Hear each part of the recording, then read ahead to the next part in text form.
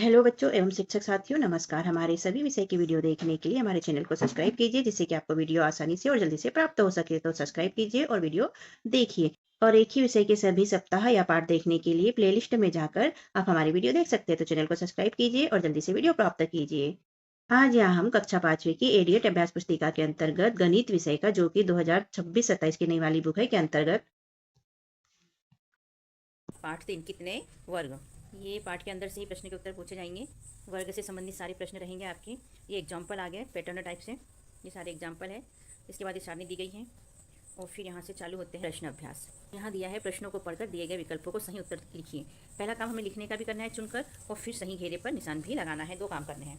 तो प्रश्न पहला है, दी गई आकृतियों में किस आकृति का क्षेत्रफल कम है। तो नंबर डी, हमने ये लिख दिया डी और इस पर गोला काला कर दिया।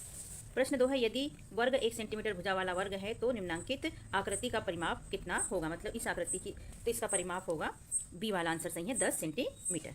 बी वाले गोले को हम काला कर देंगे। प्रश्न 3 है, ये दी गई है आकृति आपको, इसमें ये गोला दिया गया है, कुछ वर्ग के घेरा बनाया हुआ है और पूछा है कि उपरोक्त ग्रिड में बनी आकृति का अनुमानित क्षेत्रफल कितना है। अनुमानित क्षेत्रफल निकालना है और हमें दिया है कि एक वर्ग है 1 वर्ग सेंटीमीटर का। तो इसमें ऑप्शन दिए गए हैं ABCD। ऑप्शन सही 8 वर्ग सेंटीमीटर। देख लेते हैं कैसे। ये हमारा 1 2 3 4 5 6 7 और 8, तो हमने लिख दिया 8 वर्ग सेंटीमीटर और सी वाले गोले को हमने कर दिया काला। प्रश्न 4 है, दी गई आकृति में यदि त्रिभुज का क्षेत्रफल आयत के क्षेत्रफल का आधा है तो त्रिभुज का क्षेत्रफल क्या होगा। तो हम इसमें पहले आयत का क्षेत्रफल निकालेंगे और उसके बाद में उससे आधा कर लेंगे तो हमें त्रिभुज का क्षेत्रफल ज्ञात हो जाएगा।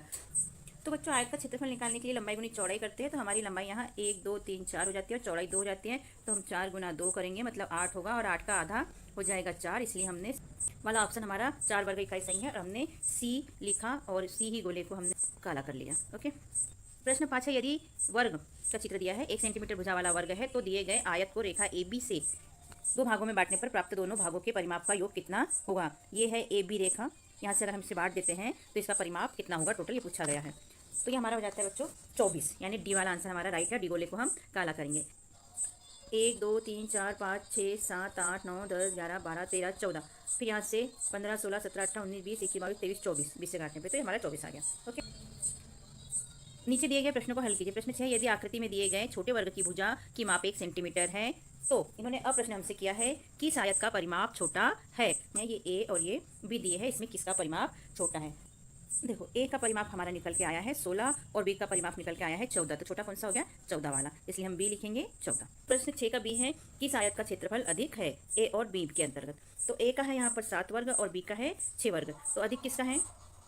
तो यहाँ पर ए का क्षेत्रफल अधिक है, तो हमारा ये हो जाएगा। प्रश्न 7 का है, यदि दिए गए वर्ग का क्षेत्रफल 4 वर्ग सेंटीमीटर है तो छायांकित त्रिभुज का क्षेत्रफल कितना होगा।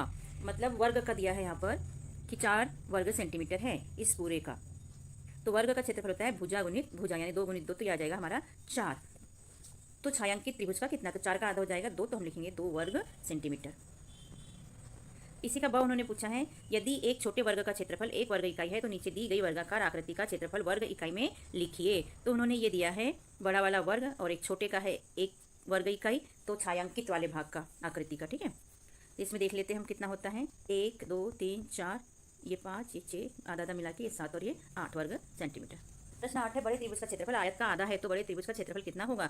आयत का क्षेत्रफल का आधा है त्रिभुज का क्षेत्रफल, तो हम आयत का क्षेत्रफल निकालेंगे और एक छोटे वर्ग का नाप दिया है 1 वर्ग सेंटीमीटर, तो बड़े आयत का क्षेत्रफल हो जाता है लंबाई गुणित चौड़ाई, तो हम कर देंगे 5 गुना 6, तो ये हमारा आ गया 30 और 30 से आधा है तो 30 से आधा, तो 30 भागी 2, तो ये उत्तर आ जाएगा हमारा सेंटीमीटर। ओके। प्रश्न 9 है, दी गई पत्ती का अनुमानित क्षेत्रफल बताइए। अनुमानित क्षेत्रफल बताना है हमें, तो पत्ती को हम देख लेते हैं। ये 1 2 3 4 5 6 सेंटीमीटर अनुमानित क्षेत्रफल है इसका। प्रश्न 10 है, यहाँ एक आकृति दी गई है और उसमें अ और ब 2 प्रश्न दिए हैं जिन्हें हमें हल करना है। उपरोक्त आकृति ए और बी में अ है, किस आकृति का क्षेत्रफल अधिक है, ए का अधिक है या बी का अधिक है। बी का यहाँ पर क्षेत्रफल अधिक है, कैसे। ए का क्षेत्रफल निकालेंगे हम 6 गुना 4 बराबरी से आ जाएगा हमारा 24, और बी का निकालेंगे 5 गुना 5 बराबरी से 25, तो हमारा ये बी का ज़्यादा आ गया। हमें पूछा है दोनों आकृति के परिमाप का अंतर बताइए। हमें दोनों आकृतियों को देखकर इसका परिमाप का अंतर बताना है। तो ए का परिमाप हो जाता है यहाँ 20 और बी का हो जाता है 20, तो अंतर क्या होगा बेटा, दोनों का 20 से, इसलिए अंतर आ जाता है 0 यानी 0। देख लेते हैं इसे कैसे। देखिए 1 2 3 4 5 6 7 8 9 10 11 12 13 14 15 16 17 18 19 20 और यहाँ भी 1 2 3 4 5 6 7 8 9 10 11 12 13 14 15 16 17 18 19 20 बराबर बराबर है। तो सुनिए प्रश्न 11 है हमारा। यहाँ एक आकृति दी गई है। ये आकृति दी है। उपरोक्त आकृति में दो भुजाएं ए बी, ये ए और बी एवं बी और सी, ये वाली बी और सी बनाई गई है। इसकी दो भुजाएं सी डी एवं डी ए इस प्रकार बनाएं जिससे कि बनी आकृति का क्षेत्रफल 8 वर्ग इकाई हो। पहले से हमें दिया है यहाँ पर केवल ये वाली आकृति ए बी और बी सी। अब हमें आगे बढ़ाना है और बनाना है सी डी, और तो हमने ये बनाया सी डी और ए डी, तो ये बना दिया। अब इसका क्षेत्रफल हो गया 8 वर्ग इकाई। प्रश्न 12 में एक ये ग्रिड दिया गया है और पूछा है कि दिए गए ग्रिड में दो आकृति बनाइए जिनके क्षेत्रफल क्रमशः 11 वर्ग इकाई एवं 9 वर्ग इकाई हो। तो पहली आकृति हम बनाएंगे ये, और दूसरी हम बनाएंगे ये। देख लेते हैं 1 2 3 4 5 6 7 8 9 10 11, ये हमारी 11 वर्ग हो गए, और ये 1 2 3 4 5 6 7 8 9, ये 9 वर्ग इकाई हो गए। ओके बच्चों।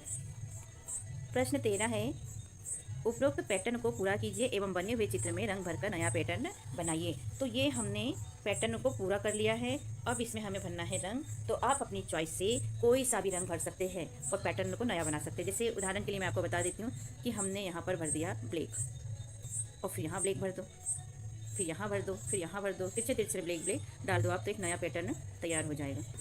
प्रश्न 14 में एक टिकट दी गई है और इसी के अनुसार यहाँ पर प्रश्न पूछे गए हैं जिनके उत्तर हमें देना है। तो देखते हैं A B C D E और एफ दिया है। प्रश्न दिया है यहाँ किस डाक टिकट का परिमाप सबसे अधिक है। हमसे परिमाप पूछा है। ब में डाक टिकट सी 1 सेंटीमीटर भुजा वाले कितने वर्गों को ढकता है। वर्ग कौन से दो डाक टिकटों के परिमाप बराबर है। यहाँ फिर परिमाप पूछा है और सबसे छोटे डाक टिकट का परिमाप बताइए। द में भी हमसे परिमाप ही पूछा है। ई में पूछा है डाक टिकट बी और सी का क्षेत्रफल अंतर बताइए। यहाँ हमें अंतर बताना है। तो हम देख सकते हैं कि परिमाप परिमाप परिमाप और 3 में हमें परिमाप पूछा है, मतलब हमको पहले पूरे परिमाप निकालना होगा। तो हम यहाँ पर देखिए A B C D E इनका परिमाप निकाला हमने। ए का हमने लिखा है 18, बी का 12, सी का 10, डी का 14, ई का 8 और एफ का फिर से 14। पहले प्रश्न में किस डाक टिकट का परिमाप सबसे अधिक है। तो सबसे अधिक देखते हैं बेटा किसका है, ए का। तो हम लिख देंगे ए, ये वाला, तो हम लिख देंगे ए। ठीक है। अब दूसरे में पूछा गया है डाक टिकट सी 1 सेंटीमीटर भुजा वाले कितने वर्गों को ढकता है। तो कितने वर्गों को ढकता है, सी हो जाता है ये 1 2 3 4 5 6, तो हम यहाँ पर लिखेंगे 6। इसके बाद आ जाता है सी के कौन से दो डाक टिकट के परिमाप बराबर है। तो यहाँ देखते हैं परिमाप हमने भी निकाला था, लिखा था हमने 18 12 10 14 8 और 14, तो ये 14 और 14 मतलब डी और एफ। तो हम इसमें लिख लेंगे डी और एफ।